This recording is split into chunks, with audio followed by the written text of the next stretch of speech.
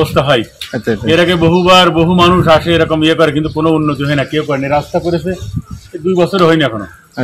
এই রাস্তা আসলে বৃষ্টিতে যেভাবে করা দরকার সেভাবে করে না। তো এই যে আপনাকে তো হলো দীর্ঘদিনই একটা সমস্যা। হ্যাঁ, যেখানে বর্তমানে যে MM কলেজের এখানে প্রায় অনেক ছাত্রছাত্রী, এমন দিন নেই যে 2-1 জন ড্রেনে পড়ে না। সামান্য বৃষ্টি হলে এখানে পানি বেঁচে যায়। আর আজকে তো ভারী বৃষ্টি হয়েছে। আজকে তো ভারী বৃষ্টি হয়েছে, তাই আরো বেশি ছিল। কিন্তু মূলত পানি যে যার ড্রেনের অবস্থাও ভালো না, পানি চলে যায় মাঠে। মাঠে তো পানি আপনার জমিতে। এলাকাবাসীর পক্ষ থেকে কি দাবি বলেন তো? আমাদের দাবি যে দ্রুত রাস্তাটা আমাদের ঢালাই রাস্তা হোক।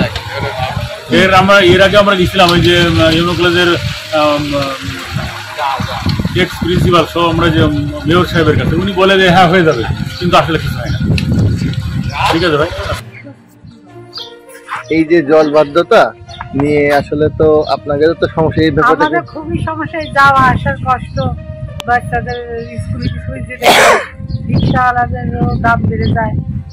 আর হলো এই যে রাস্তায় একজনকে জিজ্ঞাসা করলে বলে রেলের রাস্তা, আর আমাদের দায়িত্ব না। আবার অন্য রেলের ওনারা বলে যে আমাদের রাস্তা না, এই রাস্তাটা যে কার এটা আমরা নিজেরাও জানি না। এটা তো আপনাদের আসলে কি একেবারে দীর্ঘদিনের একটা সমস্যা।